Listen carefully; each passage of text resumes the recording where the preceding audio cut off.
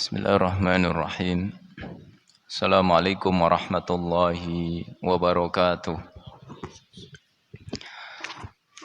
Innal hamdalillah nahmaduhu wa nasta'inuhu wa nastahdihi wa nastaghfiruhu wa natubu ilaih. Wa na'udzu billahi min syururi anfusina wa sayyiati a'malina. May yahdihillahu fala mudhillalah wa may yudlilhu fala hadiyalah. Asyhadu an la ilaha illallah wahdahu la syarikalah wa asyhadu anna Muhammadan abduhu wa rasuluhu la nabiyya ba'dah amma ba'd. Faqala Allah ta'ala fi kitabihil karim wa huwa asdaqul qailin. A'udzu billahi minasyaitonir rajim. Walladzina jahadu fina lanahdiyannahum subulana wa innallaha lama'al muhsinin. Hadirin Bapak Ibu jamaah yang dimuliakan Allah Subhanahu wa taala, alhamdulillah kita bersyukur kehadirat Allah. Kita kembali diizinkan oleh Allah untuk melanjutkan salah satu amal saleh kita, yaitu tafaqquh fiddin, mendalami agama Allah Subhanahu wa taala. Setelah kurang lebih 4 bulan ini kita libur karena wabah.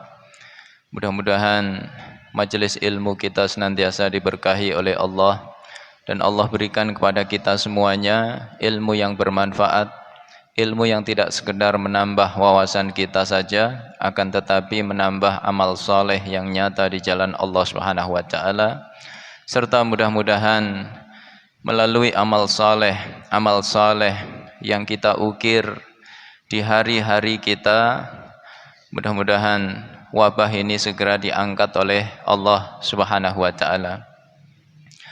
Jemaah dimuliakan oleh Allah, tema kajian pada sore hari ini adalah babun fil mujahadah.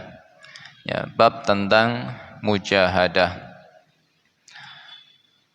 Sebuah tema yang penting untuk menjadi renungan kita semuanya, karena ini berkaitan erat dengan maksimal atau tidaknya ibadah-ibadah kita kepada Allah Subhanahu wa taala. Sampai sebagian ulama mengatakan laulal mujahadah lama uqimatil ibadat.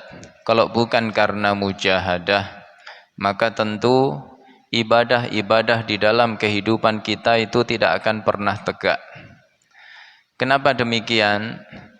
Karena setiap manusia itu memiliki nafsu, dan setiap nafsu manusia itu selalu cenderung kepada keburukan, menghalang-halangi manusia dari ibadah kepada Allah Subhanahu wa taala. Dan untuk mengendalikan nafsu yang ada di dalam diri kita, maka itu membutuhkan al-mujahadah. Nah, jemaah yang dimuliakan oleh Allah, mari kita fahami terlebih dahulu apa itu makna mujahadah. Dari kata jahada, yujahidu, mujahadatan wa jihadan. Maknanya adalah kaffun nafsi an iradatiha minasyughli bi ghairil ibadah wastifragut taqah fi kullil ibadat, yaitu mencegah nafsu yang ada di dalam diri kita dari keinginannya untuk menyibukkan diri terhadap selain ibadah. Jadi begitulah tabiat nafsu yang ada dalam diri manusia.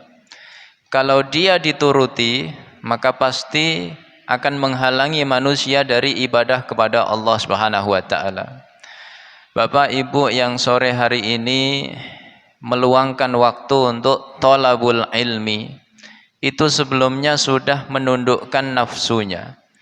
Ya, nafsunya ingin jalan-jalan, ya, nafsunya ingin kuliner, ya, nafsunya ingin santai di rumah bersama keluarga sambil nonton TV, ya, sambil menikmati hidangan ringan, menikmati pemandangan, ya, menghirup udara segar, Nah, ini nafsu manusia.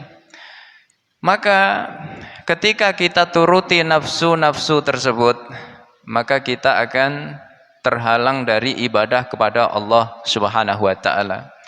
Ya, usaha kita untuk mengendalikan nafsu yang ada dalam diri kita, itulah yang disebut dengan mujahadah. Nah, jamaah yang dimuliakan oleh Allah, Syekh Utsaimin dalam syarah Riyadhus Shalihin menjelaskan bahwa mujahadah itu terbagi menjadi dua. Ada mujahadatul insani nafsahu, mujahadah seseorang terhadap dirinya. Ada mujahadatul insan ghairahu, mujahadah yang dilakukan oleh seseorang terhadap orang lain. Dari kedua mujahadah ini, mana yang lebih berat? Yang lebih berat kata beliau adalah kategori yang pertama, yaitu mujahadah terhadap nafsu yang ada di dalam diri kita. Dan ini penting sekali, karena ketika seseorang tidak bisa mujahadah terhadap nafsu yang ada di dalam dirinya, maka mustahil dia bisa mujahadah terhadap orang lain. Apa sebabnya? Karena musuh manusia itu selalu tidak lepas dari tiga hal. Ada syaitan, ada nafsu dalam dirinya, kemudian barulah musuh yang berasal dari luar, orang kafir, orang munafik, orang fasik. Maka tidak mungkin kita bisa mujahadah terhadap musuh yang berasal dari luar sebelum kita mujahadah terhadap nafsu yang ada di dalam diri kita. Kemudian mujahadah terhadap nafsu yang ada di dalam diri kita, ini ada beberapa hal yang harus ditekankan. Di antaranya yang pertama adalah al-ikhlas. Jadi seseorang untuk bisa ikhlas di dalam kehidupannya, ikhlas di dalam ibadah-ibadahnya kepada Allah, ikhlas di dalam kebaikan-kebaikannya terhadap sesama manusia, ini membutuhkan mujahadah. Bahkan tidak sembarang mujahadah, tetapi mujahadah yang paling besar. Sampai para ulama salaf mengatakan, majahadtu nafsi ala syai'in mujahadataha alal ikhlas. Tidaklah aku berjuang untuk bisa mujahadah terhadap sesuatu melebihi besarnya mujahadahku untuk bisa ikhlas, mengikhlaskan niat hanya karena Allah Subhanahu wa ta'ala. Jadi untuk bisa ikhlas ini membutuhkan mujahadah yang luar biasa. Makanya lihat kisah para salaf, bagaimana upaya mereka supaya keikhlasan niat di dalam hati mereka itu selalu terjaga. Ulama-ulama hadis di dalam menulis karyanya, kebanyakan selalu diawali dengan bab tentang al-ikhlas, keikhlasan. Seperti Imam Nawawi dalam kitabnya Arba'in An-Nawawiyah, bab pertama adalah ikhlas, innamal a'malu binniyat. Demikian pula dalam kitab Riyadhus Shalihin yang kita kaji, bab pertama adalah tentang keikhlasan. Ini dikomentari oleh para ulama, kenapa kebanyakan ulama menulis hadis tentang ikhlas di awal karya mereka, supaya motivasi mereka ketika beramal, ketika berkarya itu betul-betul hanya karena Allah Subhanahu wa ta'ala. Mereka melakukan upaya-upaya yang tidak ringan supaya keikhlasan mereka itu selalu terjaga. Contoh, Di antara yang mereka lakukan adalah menyembunyikan amal soleh, ya, menyembunyikan amal soleh. Ini penting sekali, ya, terutama kita para thalibul ilm, ya, para kader-kader dakwah. Penting sekali kita untuk merahasiakan amal saleh kita sehingga keikhlasan di dalam hati kita itu terjaga. Rasulullah SAW mengatakan, innallaha yuhibbul abda at-taqi al-ghani al-khafi. Ya, Allah itu menyukai hambanya yang bertakwa, yang merasa cukup dengan karunia-Nya Allah, dan yang gemar menyembunyikan amal solehnya. Ya, ini disukai oleh Allah Subhanahu wa taala. Kata Zubair bin Awam, jika kalian bisa menyembunyikan amal soleh kalian, maka lakukanlah. Ya, kata ulama kita Sufyan ibnu Uyainah, hendaklah kalian menyembunyikan kebaikan-kebaikan kalian sebagaimana kalian menyembunyikan keburukan-keburukan kalian. Ya. Apa motivasinya? Satu, supaya keikhlasan di dalam hati kita selalu terjaga. Maka dicontohkan, ya, ada seorang tabi'in, ya, Al-Imam Rabi' ibnu Khusaim. Disebutkan beliau kalau sholat sunnah itu selalu di rumah. Ya. Tidaklah beliau menunaikan sholat sunnah di masjid kecuali hanya sekali saja, lainnya di rumah semuanya. Apa tujuannya? Supaya tidak dilihat oleh manusia. Contoh yang lain, ada yang menyembunyikan, ya, qiyamul lail. Ya, ada seorang ulama, dia ketika qiyamul lail, ya, di masjid itu sebelum orang-orang berdatangan ke masjid. Ya, biasanya orang-orang berdatangan ke masjid sudah mendekati waktu subuh. Beliau qiyamul lail sebelum itu, dan ketika orang-orang berdatangan ke masjid, maka beliau berpura-pura seolah-olah beliau baru bangun tidur. Ya. Khawatir nanti dipuji oleh manusia sehingga, ya, keikhlasannya hilang dari dalam sanubarinya. Ada yang menyembunyikan sedekahnya. Ya, Ali bin Husain bin Ali bin Abi Thalib. Nah, ini salah satu orang yang gemar menyembunyikan sedekahnya. Ya, hari itu di kota Madinah, beliau terbiasa meletakkan, ya, kalau bahasa kita hari ini sembako di depan rumah-rumah orang yang fakir miskin. Ya, pada waktu tengah malam, ketika mereka sedang tertidur, diletakkanlah sembako di depan rumah-rumahnya. Begitu mereka hendak ke masjid untuk menunaikan sholat subuh, ya, mereka kaget mendapati bahan makanan di depan pintu rumahnya, dan tidak ketahuan siapa yang melakukan itu. Ya, itu terjadi sampai Ali bin Husain bin Ali bin Abi Thalib diwafatkan oleh Allah Subhanahu wa taala. Ketika beliau dimandikan, di pundaknya terdapat bekas, ya, seperti orang sering memikul benda berat. Dan setelah beliau wafat, masyarakat yang fakir, yang miskin tidak lagi mendapati sembako di depan rumah-rumah mereka.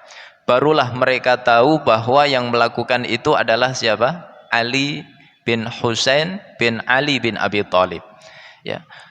Apa sih motivasi mereka melakukan itu semua? Ya, agar keikhlasan di dalam hati mereka selalu terjaga.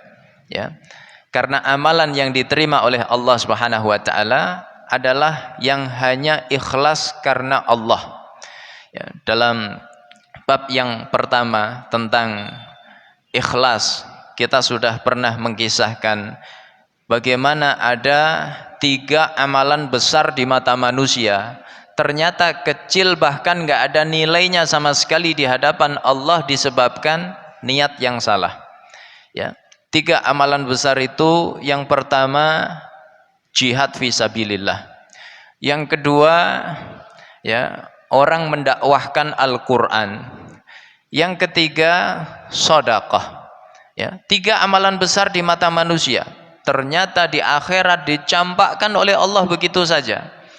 Ya, Allah tanya mereka, aku berikan kepadamu ini dan itu, kalian apakan nikmat itu? Yang satu menggunakan, ya Allah aku gunakan untuk berjihad di jalanmu sampai aku terbunuh di jalanmu. Yang satu mengatakan, ya Allah aku gunakan untuk mendakwahkan kitabmu.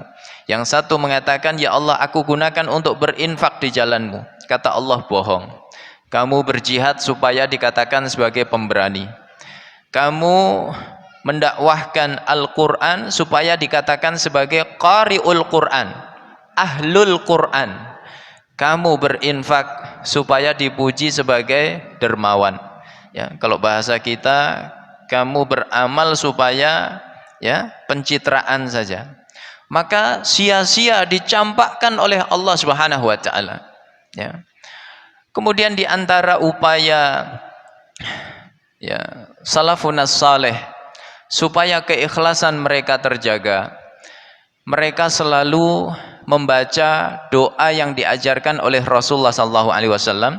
Kita sering baca di dalam maksurat, ya, baik di waktu pagi maupun di waktu petang, yaitu zikir yang berbunyi, Allahumma inni a'udzubika min an usyrika bika syai'an a'lamuhu wa a'udzubika min an usyrika bika syai'an la a'lamuh.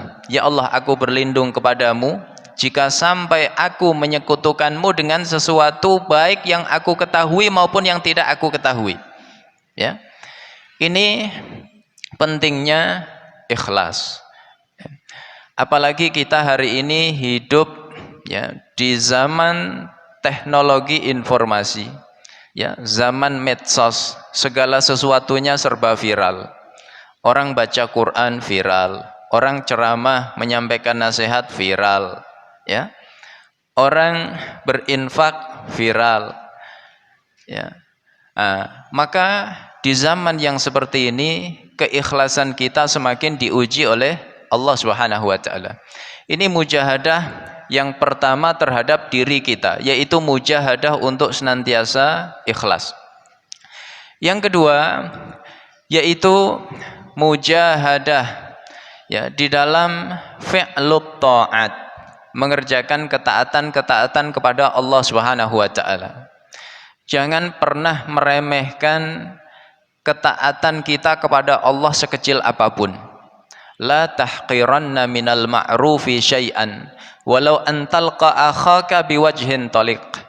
Ya, jangan pernah meremehkan kebaikan sekecil apapun, meskipun sekedar menyambut kedatangan saudaranya dengan wajah yang cerah, itu jangan diremehkan.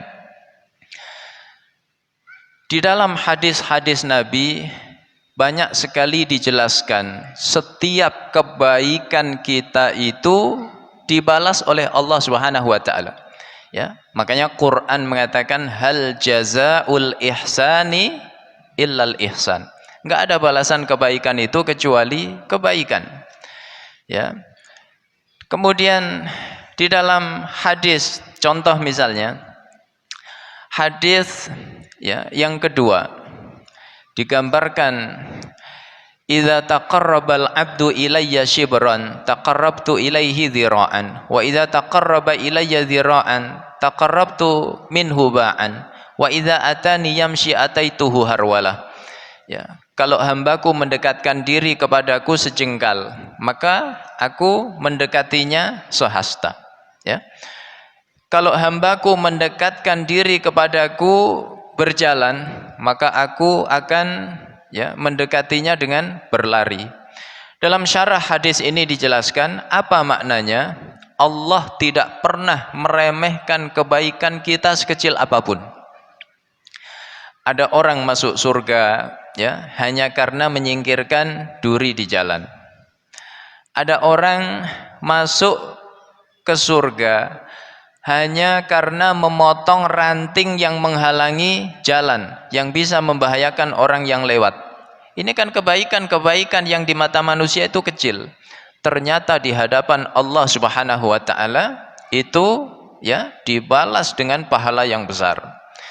Bahkan terkadang balasan itu tidak nunggu di akhirat, ya. Kalau di akhirat sudah pasti. Terkadang balasan itu dipercepat oleh Allah di mana? Di dunia. Ya, saya kasih contoh. Di Saudi, ya, ada pemilik bank yang sangat terkenal. Setiap kita pasti kenal. Namanya Bank Ar-Rajihi. Ya, siapa pemiliknya? Namanya Syekh Sulaiman Ar-Rajihi. Ya, kisah ini saya dapatkan dari ya kawan yang kuliah di Saudi, ya, dan kisah ini kalau bahasa kita viral di sana, sering disampaikan dari lisan ke lisan, dari tulisan ke tulisan. Syekh Sulaiman Ar-Rajihi ini dulunya adalah orang yang miskin, ya, dari keluarga yang sangat miskin. Saking miskinnya, pernah ketika beliau masih ibtidaiyah, ada kegiatan rihlah, ya, di sekolahnya. Setiap siswa dipungut biaya sebesar 1 real. 1 real itu berapa rupiah, Pak? Ya, 4.000 rupiah saja. Kira-kira murah apa mahal, Bu? Rihlah 4.000 rupiah. Murah apa mahal? Ya, murah sekali. Tapi saking miskinnya, 1 real pun beliau nggak bisa bayar. Maka ya beliau kemudian mendatangi gurunya. Wahai guru, ya aku ingin ikut rihlah, tapi aku nggak punya uang. Baik, caranya gampang. Kamu setor kepadaku juz 30, nanti aku kasih uang sebesar 1 real. Anak kecil dikasih motivasi, bisa rihlah, ya. Maka termotivasi luar biasa. Enggak butuh waktu lama, dia menyetorkan juz 30 tadi, ya, dan hafalannya sempurna. Akhirnya diberikanlah uang sebesar berapa? 1 real. Maka dengan 1 real itu dia bisa ikut rihlah. Itulah kebahagiaan pertama di dalam hidupnya, dan dia tidak pernah melupakannya sepanjang masa. Satu hari ketika beliau sudah sukses, ya, sudah menjadi orang kaya raya, sudah menjadi miliarder, ya, beliau bangun masjid tidak cuma di wilayah Arab Saudi, tapi di berbagai penjuru di dunia beliau membangun masjid. Maka beliau cari guru yang pernah memberinya uang sebesar 1 real. Rupanya sang guru itu sudah pensiun, ya, sudah tua. Maka dicarilah alamatnya, akhirnya ketemu. Lalu ya Syekh Sulaiman Ar-Rajihi tadi memperkenalkan dirinya, ya. Pertama beliau bertanya, Pak Guru masih ingat saya atau tidak? Ya. Biasanya guru ingat muridnya itu yang tipenya apa, Pak? Ya, tipenya yang apa biasanya? Yang diingat terus nggak pernah lupa. Kalau nggak paling pinter, biasanya paling nakal. Nah, itu guru ingat terus, ya.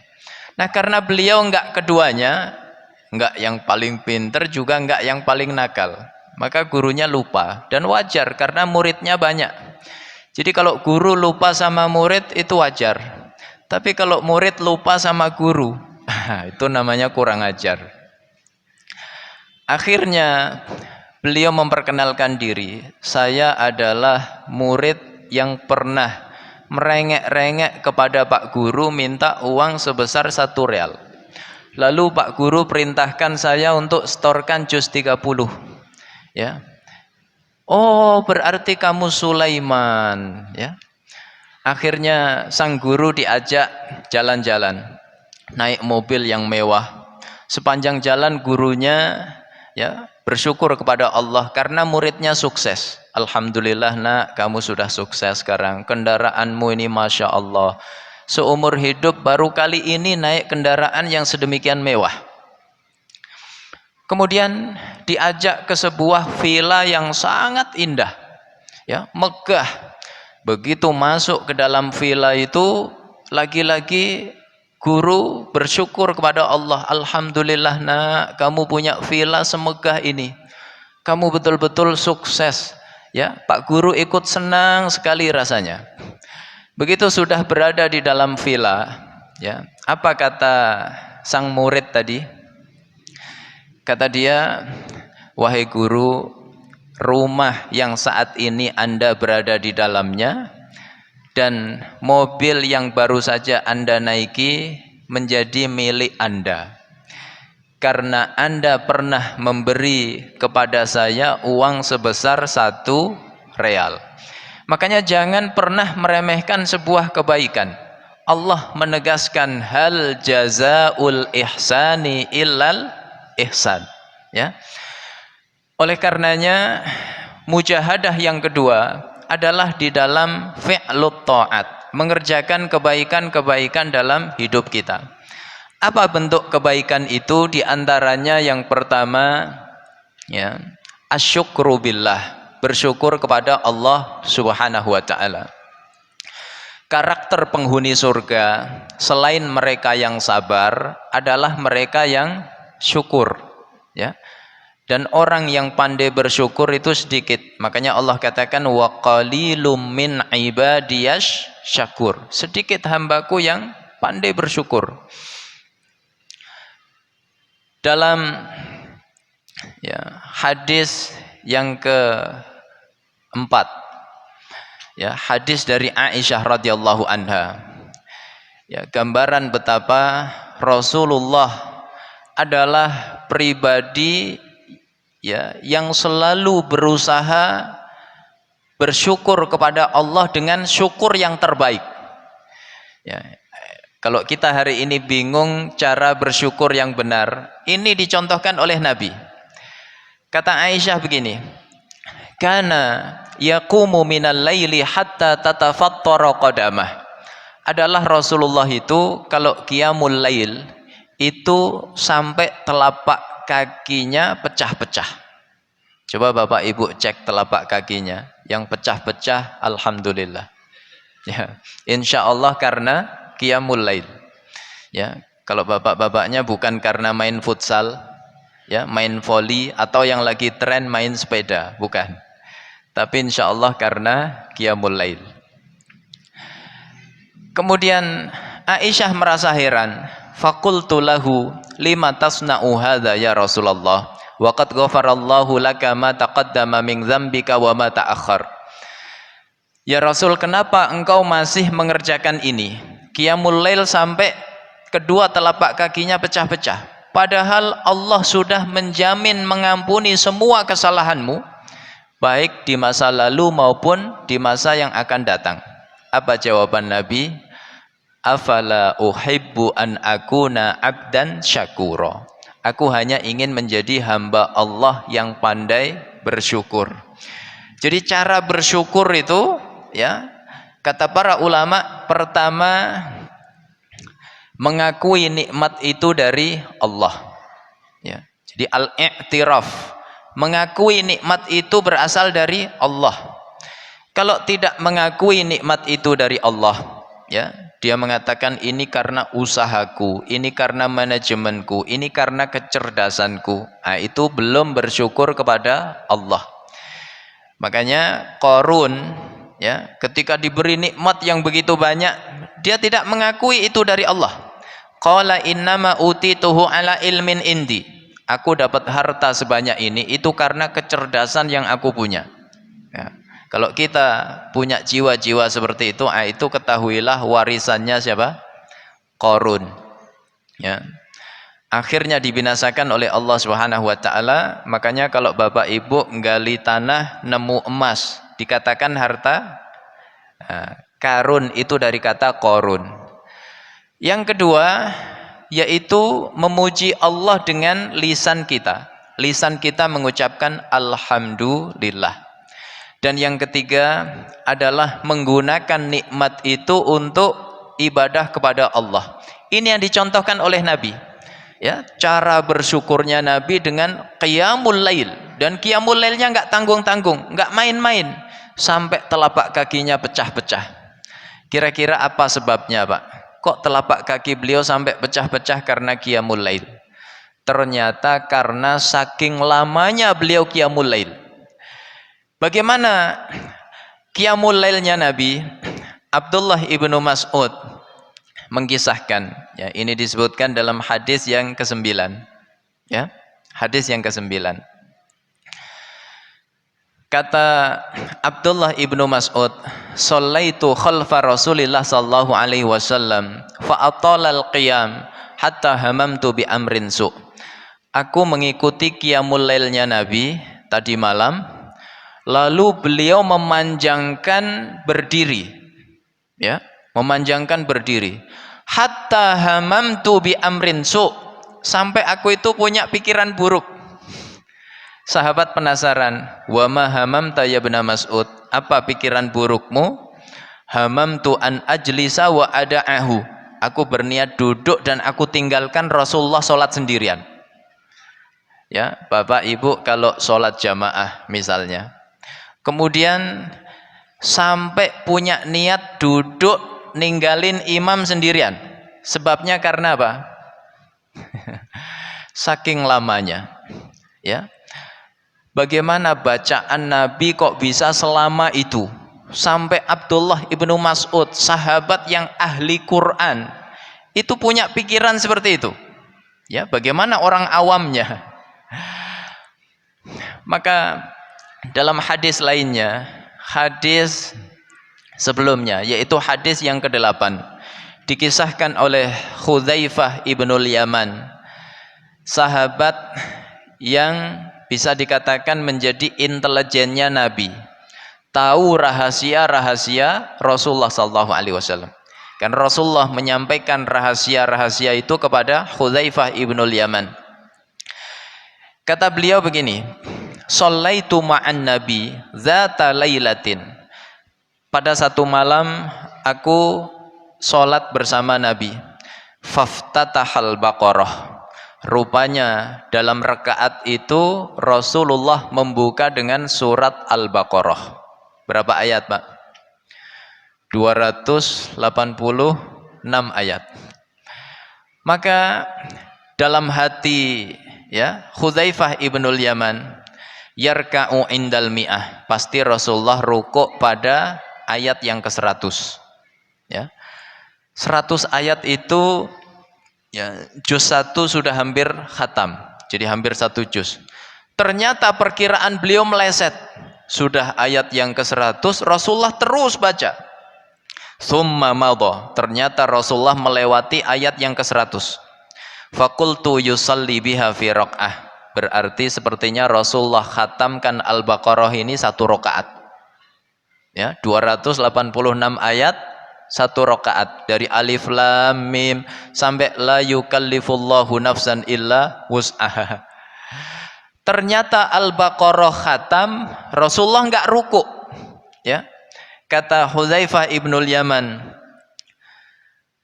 "Tsumma ftatahan nisa", lalu membaca surat An-Nisa. Faqara'aha, lalu Rasulullah membaca semuanya.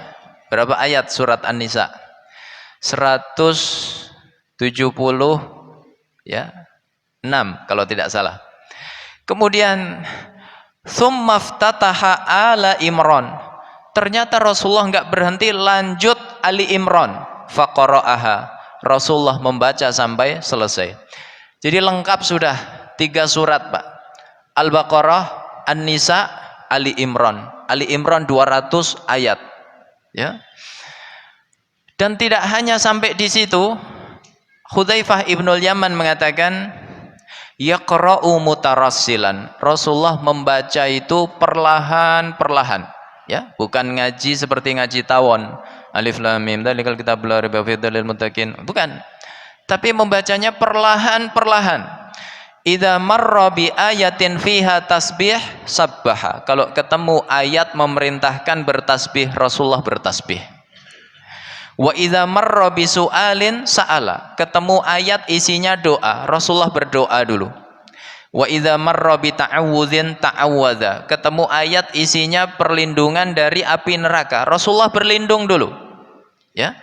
Tsumma raka'a. Baru setelah Al-Baqarah, An-Nisa, Ali Imran, khatam sudah dengan ciri-ciri yang disebutkan tadi, baru kemudian beliau rukuk. Jangan ditanya bagaimana rukuknya. Kata Hudzaifah ibnul Yaman, rukuknya itu lamanya mendekati berdirinya. Bisa bayangkan, Pak? Ya, bisa bayangkan, Bu. Jadi mendekati berdirinya. Kemudian ketika sujud, sujudnya pun lamanya itu mendekati rukuknya. Ya. Ini kualitas sholatnya Rasulullah SAW. Apa motivasinya? Ingin menjadi hamba Allah yang pandai bersyukur. Ya, maka di sini kita butuh untuk mujahadah. Bentuk bersyukur yang kedua yang dijalankan oleh beliau adalah bagaimana iktikafnya. Ini disebutkan dalam hadis yang kelima. Bagaimana iktikafnya Rasulullah SAW. Dikisahkan oleh Aisyah. Kana Rasulullah SAW idza dakhala al-ashru ahyal laila wa ayqadha ahlahu wa jadda wa shaddal mi'zar. Adalah Rasulullah kalau masuk 10 hari terakhir di bulan Ramadan, maka beliau menghidupkan malamnya, membangunkan keluarganya, beliau bersungguh-sungguh beribadah, bahkan beliau mengencangkan ikat pinggangnya. Kata para ulama, mengencangkan ikat pinggang ini adalah kinayah, kiasan. Artinya apa? Meninggalkan istri-istrinya, fokus beribadah kepada Allah di 10 malam terakhir di bulan Ramadan. Ya. Ini lagi-lagi dalam rangka bersyukur kepada Allah Subhanahu wa taala. Dan mujahadah seperti ini dahulu dipraktekkan oleh para sahabat Nabi. Dikisahkan oleh Ubay bin Ka'ab radhiyallahu anhu, kana rajulun la a'lamu rajulan ab'ada minal masjid minhu. Kata Ubay bin Ka'ab, ada seseorang, tidak pernah aku melihat orang yang rumahnya begitu jauh dari masjid melebihi dia. Ya. Jadi orang ini rumahnya jauh sekali dari masjid, tapi dia unik. Wa kana la tukhti'uhu shalah. Dia enggak pernah telat di dalam sholat. Kalau rumahnya dekat, enggak telat kan wajar, Pak. Ini rumahnya jauh sekali, tapi enggak telat. Masya Allah. Ya. Maka Ubay bin Ka'ab kemudian menasehatinya. Sebenarnya nasihat ini bagus. Lawish taraita himaran tarkabuhu fi dzalma wa fi ramda. Ya, kenapa kamu tidak beli kendaraan ya untuk berangkat menuju masjid? Apa kata dia? Ma yasurruni anna manzili ila jambil masjid. Inni uridu ayyuktabali mamsyaya ilal masjid wa ruju'i idza raja'tu ila ahli. Aku tidak bahagia, tidak bergembira ketika rumahku berdampingan dengan masjid. Karena aku punya keinginan seluruh langkah-langkahku ke masjid dicatat oleh Allah Subhanahu wa taala. Ya, demikian pula langkah pulangku ke keluargaku dicatat oleh Allah, dan kelak aku akan mendapatkan pahala itu di sisi Allah Subhanahu wa taala. Ya. Jadi misalnya ya, Bapak, Ibu, ya, tolabul ilmi sore hari ini seperti ini. Ini kan rumahnya pasti berbeda-beda, ya. Ada yang dekat, ada yang jauh. Maka yang jauh jangan berkecil hati, ya. tempat kerjanya jauh, kantornya jauh, kemudian tempat tolabul ilminya jauh, ya, tempat sholat berjamaahnya, masjidnya jauh. Jangan berkecil hati.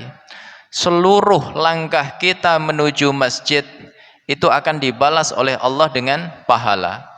Di antara pahala itu adalah cahaya yang terang benderang di hari kiamat, di saat manusia hari itu seluruhnya merindukan cahaya Allah Subhanahu wa taala. Siapa yang Allah berikan cahaya hari itu? Kata Nabi, basyiril masyaina fi dzulumati ilal masajid bin nurit tammi yaumal qiyamah. Berilah kabar gembira kepada orang-orang yang banyak berjalan menuju masjid, ya, di tengah gelap gulita. Apa kabar gembiranya? Berupa cahaya yang terang benderang di hari kiamat, ya. Maka hal-hal seperti ini membutuhkan untuk mujahadah, ya. Ini yang, ya, pertama. Jadi mengerjakan kebaikan yang membutuhkan mujahadah yang pertama dalam rangka bersyukur kepada Allah.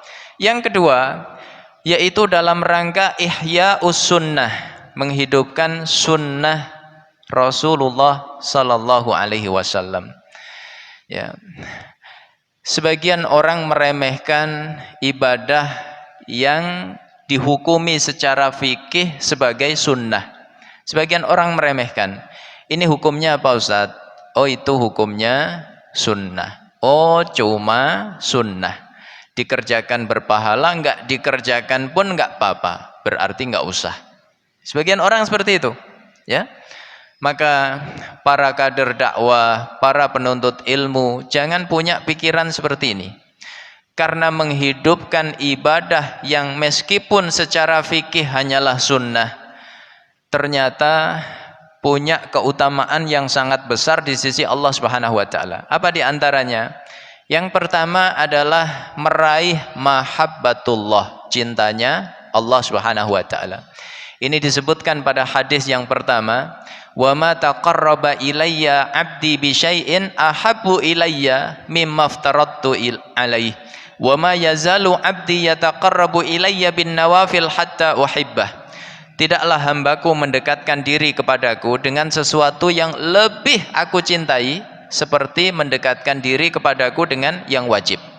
Setelah yang wajib, dan tidaklah hambaku selalu mendekatkan diri kepadaku dengan yang sunnah kecuali menyebabkan aku mencintainya. Bahkan kelanjutan hadis ini, fa idza ahbabtuhu kuntu sam'ahu alladhi yasma'u bih wa basarahu alladhi yubsiru bih wa yadahu allati yabtishu biha wa rijlahu allati yamshi biha wa idza sa'alani la'utiyannah wa idza sta'adzani la'u'idzannah. Kalau aku sudah mencintainya, kata Allah, aku menjadi, ya, pendengaran yang dengannya dia mendengar, aku menjadi penglihatan yang dengannya dia melihat, ya, tangan yang dengannya dia memegang, kaki yang dengannya dia melangkah. Artinya seluruh kehidupan kita itu dibimbing oleh Allah kalau kita menghidupkan yang sunnah, ya.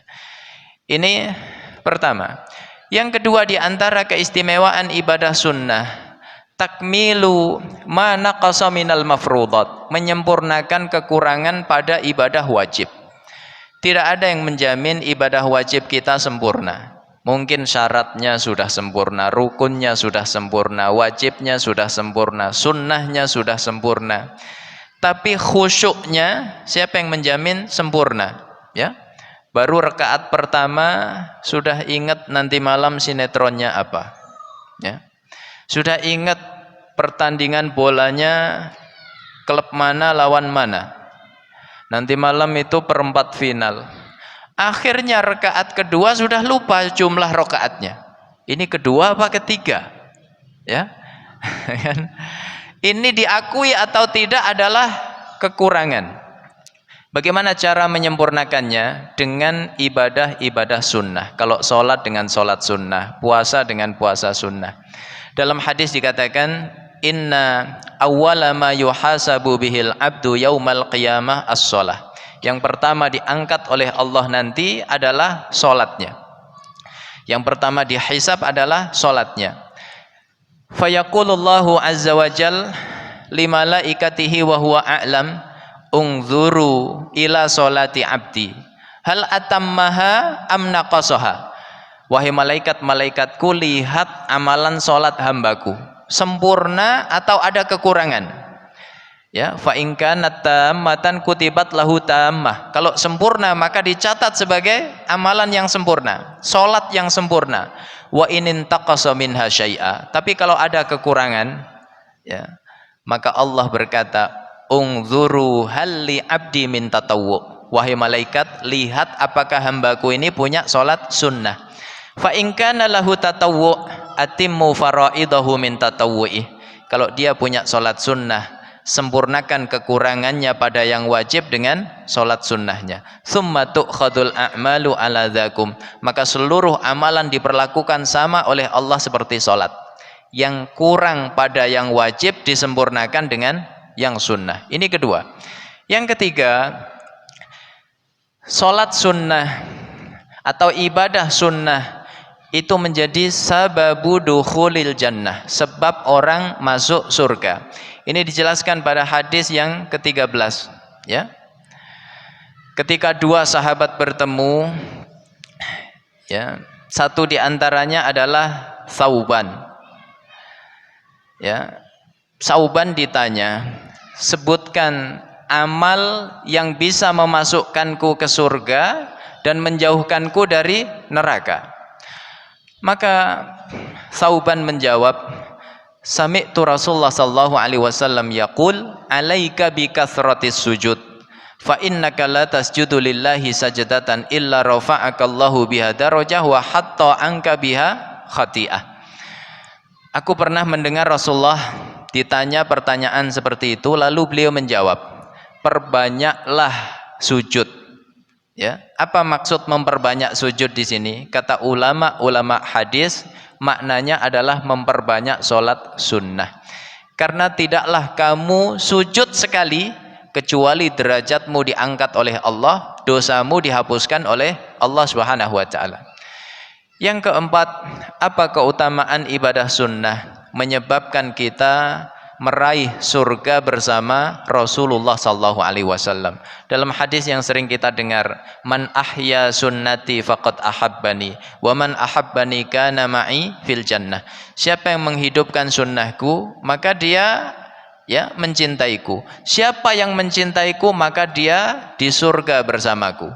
Di dalam bab ini disebutkan pada hadis yang ke-12.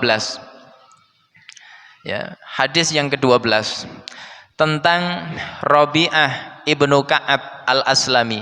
Beliau adalah pembantunya Rasulullah SAW. Satu hari beliau menginap bersama Nabi, ya, maka beliau tahu kebiasaan Nabi. Kalau Nabi buang hajat, maka beliau bawakan air untuk buang hajat beliau dan juga untuk wudhu beliau. Maka Rabi'ah ibnu Ka'ab al-Aslami ditawari oleh Nabi. Rabi'ah sadar betul yang nawari ini Nabi, maka pasti diijabah oleh Allah Subhanahu wa taala. Maka lihat ya, orientasi para sahabat hari itu adalah orientasi akhirat, bukan orientasi dunia. Rabi'ah tidak terbayang sedikit pun nikmat dunia. Ya Rasul, aku minta rumah yang megah, mobil yang mewah, ya. Minta aset yang melimpah, ya, minta ya jodoh misalnya. Enggak, tidak terbayang itu sama sekali. Yang terbayang di benaknya, kata Rabi'ah, ya Rasulullah, as'aluka murafaqataka fil jannah. Ya Rasul, aku ingin meraih surga bersamamu. Rasulullah kemudian mengujinya karena ini permintaan yang berat. Awa ghairu dzalik, ada enggak permintaan selain itu? Tapi Rabi'ah kekeh dengan permintaannya. Huwa dzaka ya Rasulullah, itu saja permintaanku. Maka kata Rasulullah, inni ala nafsika bikasratis sujud. Kalau begitu bantu aku untuk mewujudkan keinginanmu tadi dengan cara kamu memperbanyak sujud. Makna memperbanyak sujud adalah ya memperbanyak sholat sunnah. Ini ya mujahadah berikutnya, yaitu di dalam menunaikan ibadah-ibadah sunnah. Kemudian mujahadah yang ketiga terkait diri kita, yaitu mujahadah di dalam bertawakal kepada Allah Subhanahu wa taala.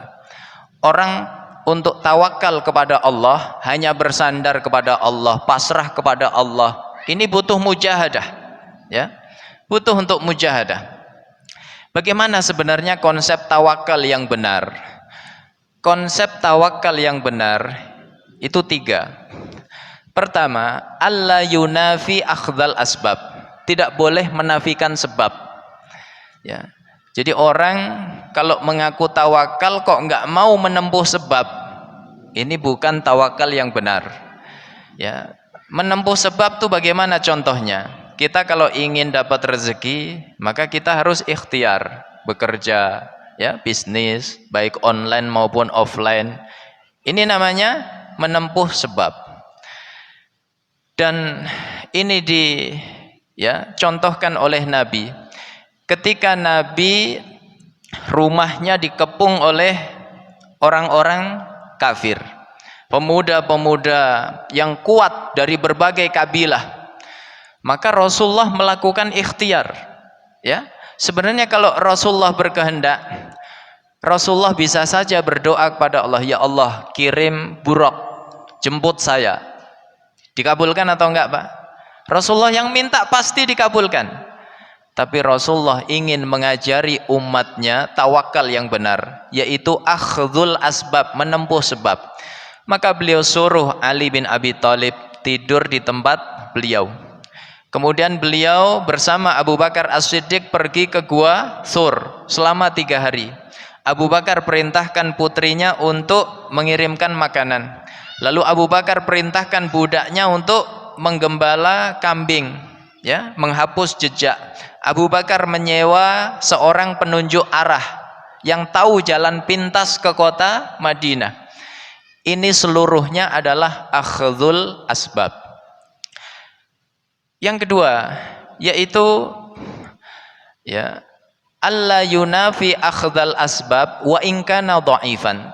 Tidak menafikan sebab meskipun sebab itu kelihatannya ringan. Ya, mungkin logika manusia mengatakan sebab seperti itu rasanya tidak akan menghasilkan apa-apa. Tapi tetap harus dilakukan. Contoh, ketika ya, Maryam setelah melahirkan, kondisi tubuhnya lemah, ya kan? Kata Allah, wa huzzi ilaiki bijiz'in nakhlah tusaqit alaiki rutoban janiya. Goyangkan pangkal pohon kurma itu, maka niscaya akan berguguran buah-buah kurma yang sudah masak. Dikaji oleh para ahli kesehatan, rupanya orang habis melahirkan itu dianjurkan mengkonsumsi kurma, itu bisa mengurangi pendarahan. Dikaji dari aspek akidah, tawakal itu tetap harus mengerjakan sebab meskipun sebabnya kelihatannya lemah. Orang hamil habis melahirkan, fisiknya kuat apa lemah, Pak? Lemah. Disuruh goyang pohon kurma, ya. Tapi tetap dilakukan oleh Maryam, akhirnya berguguranlah beberapa butir kurma. Demikian pula Allah perintahkan kepada Nabi Ayub ketika beliau diuji dengan sakit yang parah sampai kulitnya rusak, rambutnya rontok. Lalu beliau berdoa kepada Allah, ya Rabbi inni massaniyas syaitanu binusbi wa azab urqud birijlik hadza mughtasalum baridu wa syarab. Ya Allah, sungguh aku ditimpa oleh setan dengan bencana. Kata Allah, hentakkan kakimu ke tanah, akan memancar air yang segar yang bisa kamu gunakan untuk minum dan mandi. Logikanya, Pak, orang sakit lemah apa kuat? Lemah. Disuruh menghentakkan kaki, ya. Orang sehat saja menghentakkan kaki sampai patah nggak akan keluar air. Nah, ini orang sakit disuruh menghentakkan kaki. Tetap dilakukan oleh Nabi Ayub. Maka atas izin Allah memancar air, dengan air itu beliau minum, beliau mandi, seketika penyakitnya disembuhkan oleh Allah Subhanahu wa taala. Ya. Nah, untuk tawakal secara benar itu butuh mujahadah. Ya, butuh apa? Mujahadah. Termasuk tawakal di saat wabah seperti ini, itu butuh mujahadah. Ya. Kalau kita sudah melakukan seluruh ikhtiar, ada ikhtiar yang sifatnya fisik, pakai masker, ya, pakai hand sanitizer, ya, kemudian social distancing, jaga jarak, ya, kemudian kalau diperlukan rapid, ya kan, kalau reaktif nanti swab. Jadi ikhtiar kalau sudah maksimal seperti ini, maka setelah itu adalah bertawakal kepada Allah. Jadi tadi ikhtiar yang sifatnya fisik, kita juga lakukan ikhtiar yang sifatnya batin. Ada ibadah-ibadah yang bisa menolak bencana, di antaranya sholat, di antaranya membaca istighfar, ya, di antaranya bersedekah, di antaranya berzikir, ya, di antaranya berakhlak yang baik. Nah, ini bisa menolak bencana. Setelah melakukan ikhtiar yang sifatnya zahir dan batin, setelah itu kita bertawakal kepada Allah. Waktunya ngaji, waktunya sholat jamaah, ya. Waktunya sudah masuk ke pesantren, bismillah tawakkaltu 'ala Allah, berangkat ke pesantren. Jangan, ya, ketika sudah ikhtiar secara maksimal, ketakutan di dalam hatinya nggak hilang-hilang. Ya, zonanya sudah berubah jadi hijau, tapi ketakutan dalam hatinya seolah-olah merah terus sampai hari kiamat. Masjid sudah dibuka, tetap saja dia di rumah aja sholatnya. MUI sudah berfatwa, pemerintah daerah sudah mengeluarkan keputusan, ini sudah hijau. Tapi ya tetap saja di rumah, ketakutan berlebihan. Ini namanya kurang bertawakal kepada Allah Subhanahu wa taala. Ini yang ketiga. Yang keempat yaitu, ya, mujahadah di dalam istiqamah. Ya, untuk bisa istiqamah terus-menerus dalam ketaatan kepada Allah, ini membutuhkan mujahadah. Ya, dan orang yang beristiqamah, maka dia meraih pahala yang tidak diperoleh oleh orang yang tidak istiqomah. Di antaranya ketika terjadi wabah seperti kemarin, 4 bulan kita nggak bisa sholat jamaah di masjid, nggak bisa sholat Jumat, nggak bisa ngaji seperti ini. Ya, orang yang biasa istiqomah, ketika terjadi wabah kemarin, dia nggak bisa lakukan semua kebaikan tadi, tetap mengalir pahalanya di sisi Allah Subhanahu wa taala. Pahala sholat jamaah, pahala ngaji di masjid, ya, pahala sholat Jumat. Tapi orang yang tidak istiqomah nggak meraih semua pahala tadi di sisi Allah Subhanahu wa taala. Makanya ditekankan kita mujahadah untuk bisa istiqomah. Lalu setelah kita membahas mujahadah, ya, mujahadatul insan nafsahu, mujahadah terkait diri kita. Yang kedua adalah mujahadah, ya, terkait dengan musuh yang berasal dari luar. Ya, musuh yang berasal dari luar. Mohon maaf, saya tambah satu lagi, ada yang terlewatkan. Mujahadah yang terkait dengan diri kita, ada satu lagi yang terlewatkan, yaitu tarkul maksiyah, meninggalkan apa? Kemaksiatan. Meninggalkan maksiat ini juga membutuhkan mujahadah, karena nafsu manusia itu cenderung dengan maksiat. Ya, innan nafsa la ammaratum bisu', kata Allah dalam surat Yusuf, nafsu itu cenderung kepada keburukan. Maka untuk bisa meninggalkan maksiat itu membutuhkan mujahadah. Maka meninggalkan maksiat itu adalah sebuah, ya, kebaikan di sisi Allah Subhanahu wa taala. Bapak Ibu sudah hampir terjatuh dalam maksiat lalu ditinggalkan. Ini sebuah, ya, ibadah kepada Allah. Maka dikisahkan ada 3 orang terkurung di dalam goa, ya. Lalu mereka bertawassul dengan amal solehnya masing-masing.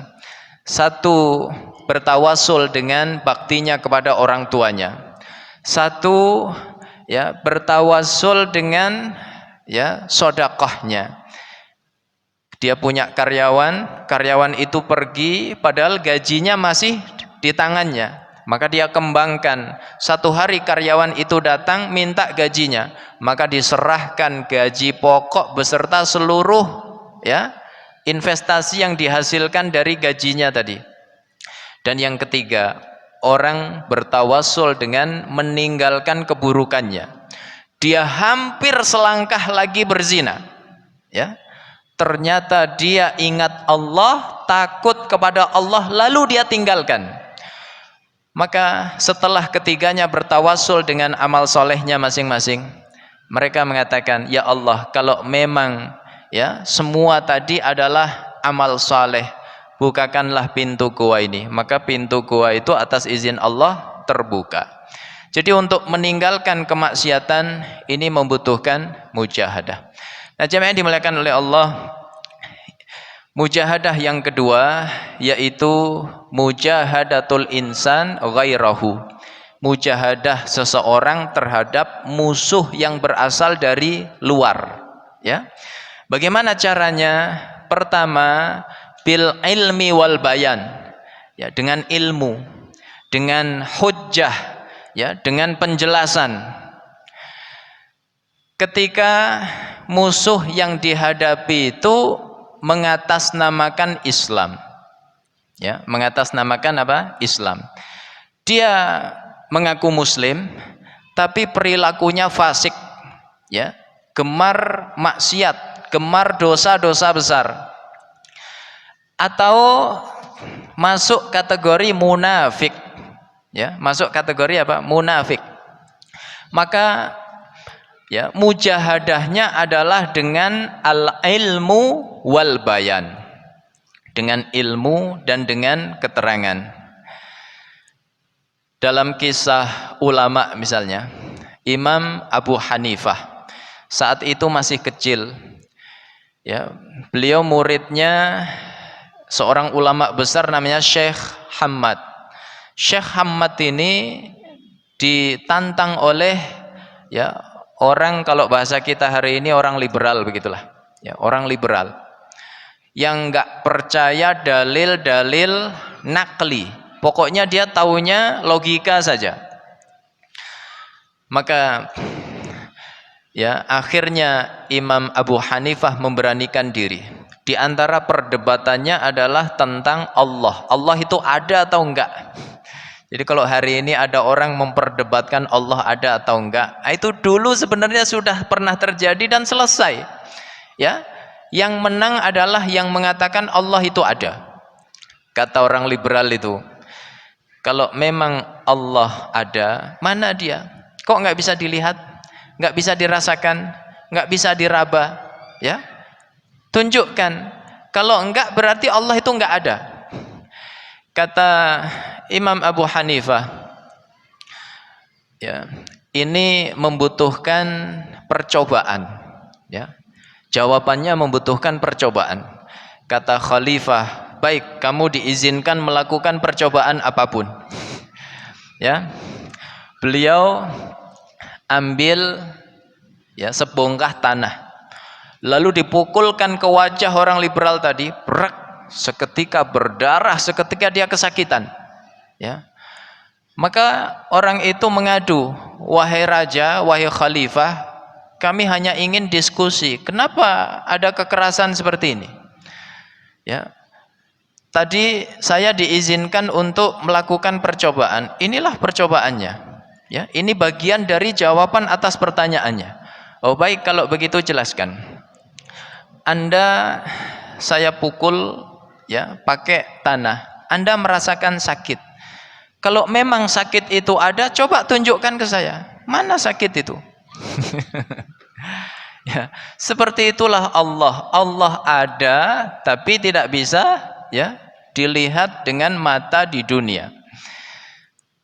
Kemudian di antara pertanyaannya, nanti di akhirat ya, setan itu kan terbuat dari api. Kok disiksa juga dengan api?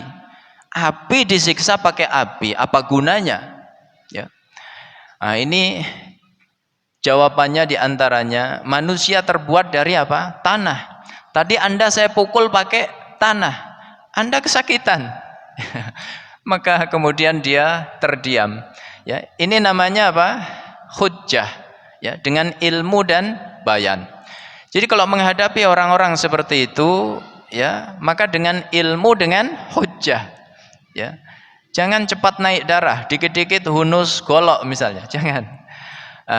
Kemudian yang kedua yaitu bisilah, dengan senjata. Ketika menghadapi orang-orang kafir, ya, yang menzalimi kaum muslimin, ya, ada beberapa kejadian di muka bumi ini. Sebenarnya solusinya satu, yaitu jihad fisabilillah, ya.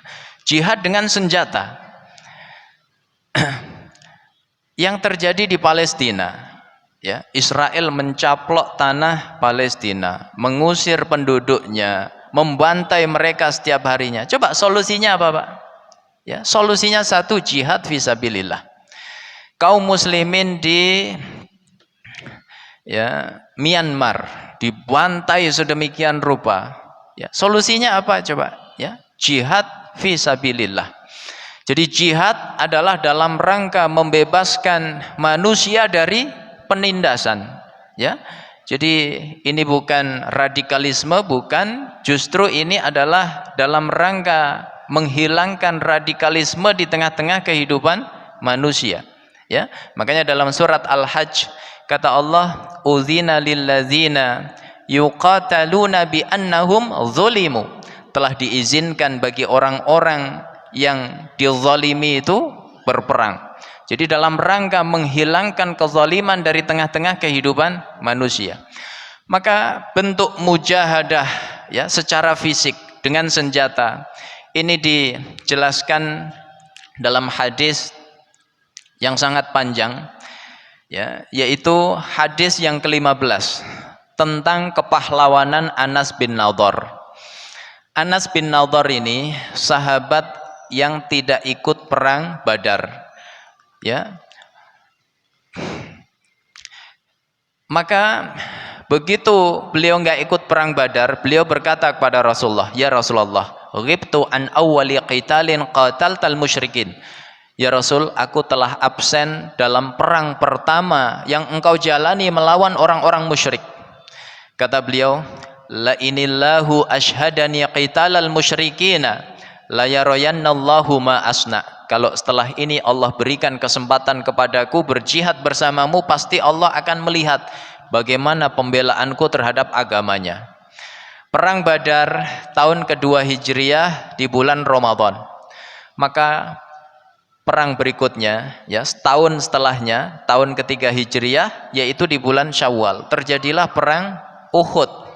Ya, Anas bin Nadhr membuktikan janjinya kepada Allah Subhanahu wa taala.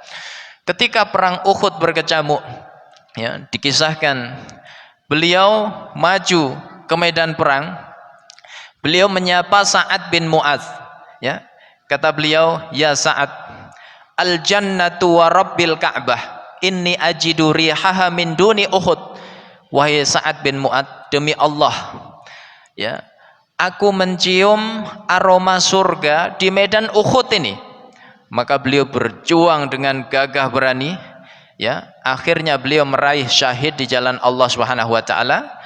Bahkan tubuh beliau tidak bisa dikenali, saking banyaknya luka di sekujur tubuhnya. Ada lebih dari 80 luka, apakah tusukan pedang, ya, tembakan anak panah, sehingga tubuhnya nggak bisa dikenali, wajahnya rusak. Siapa yang bisa mengenalinya? Satu-satunya adalah saudari perempuannya, dan itu melalui jari jemarinya. Jadi hanya tinggal jarinya yang masih utuh, Pak. Maka berdasarkan kepahlawanan Anas bin Nadhr, turunlah ayat 20 Ya, 3. Dalam surat Al-Ahzab, minal mu'minina rijalun sodaqu ma'ahadullaha alaih faminhum man qadha nahbahu wa minhum man yantazir wa ma baddalu tabdila. Di antara orang-orang yang beriman itu terdapat rijal, ya, pemuda-pemuda yang hebat, yang jujur terhadap janji mereka kepada Allah Subhanahu wa taala. Di antara mereka ada yang meraih syahid, di antara mereka ada yang masih menunggu-nunggu, tapi mereka tidak pernah merubah janji mereka kepada Allah. Kata Sa'ad bin Mu'adz, ayat ini turun itu berkenaan dengan kepahlawanan siapa? Anas bin Nadhr radhiyallahu anhu. Ya, ini namanya jihad dengan ya fisik. Nah, seluruhnya tadi itu membutuhkan mujahadah. Ya. Terakhir sebagai penutup, apa faidah daripada mujahadah? Kenapa ini penting untuk kita kaji sore hari ini? Pertama, mujahadah itu adalah sababul hidayah. Sebab orang meraih hidayah. Ya. Makanya ayat yang dikutip oleh Imam Nawawi yang pertama, yang saya kutip di muqaddimah tadi, surat Al-Ankabut ayat yang terakhir, walladzina jahadu fina lanahdiyannahum subulana wa innallaha lama'al muhsinin. Siapa yang bersungguh-sungguh di jalanku, maka pasti aku berikan kepadanya petunjuk jalan. Ya, sungguh Allah senantiasa bersama orang-orang yang berbuat baik. Dalam tafsir Al-Qurtubi dijelaskan makna jahadu, ya, dalam ayat ini bersungguh-sungguh, bermujahadah, itu tidak sekedar jihad di jalan Allah melawan orang-orang kafir, tidak sekedar itu, tapi maknanya adalah setiap bentuk pembelaan kita terhadap agama Allah, ya, termasuk jihad melawan hawa nafsu, ya, amar ma'ruf nahi mungkar, berdakwah, ya, itu seluruhnya masuk ke dalam kategori wallazina jahadu fina. Lalu apa maksud lanahdiyannahum subulana? Kami tunjukkan kepadanya, ya, kami berikan kepadanya petunjuk jalan. Maknanya adalah lanukhlisanna niyatihim wa sadaqatihim wa salawatihim wa saira a'malihim. Kami akan jadikan dia ikhlas, ya, niatnya, sedekahnya, salatnya, dan seluruh amal solehnya.